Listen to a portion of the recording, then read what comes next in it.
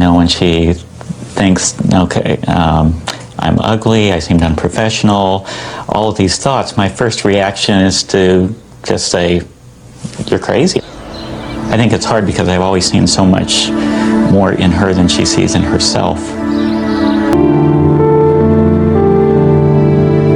In high school, I didn't have too many friends. I was a lot smaller than some of the other kids. I kind of got picked on a lot, beat up a lot. It's especially tough dealing with this disorder, I believe, being a guy, because we don't want to show our weaknesses, and with the social anxiety, being shy and reserved, that's a weakness. Don't worry, just relax and have fun. You're perfectly safe. So I try to compensate in other areas by doing things like skydiving, getting involved in sports, bungee jumping. I think I did a lot of crazy things to try to show my manliness, I guess. Studies showed the median age of onset of social anxiety disorder was age 13.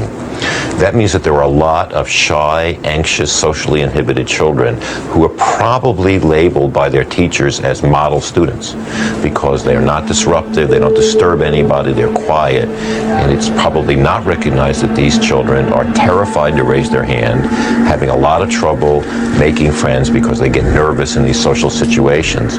And these children have a very, very high risk to grow up, to continue to have these problems, to develop depression, and also to develop substance abuse problems, because a large number of people with social anxiety disorder realize, unfortunately, that alcohol is one way to calm you down in a social situation. So we really want people to pay attention to this, even in school-age children. For socially anxious children like Pam, Chris, James, and Barbara, there was no diagnosis and no treatment. Constant anxiety caused them to develop other disorders like depression. And the way to deal with acute shyness, they were told, was to pull yourself up by your bootstraps.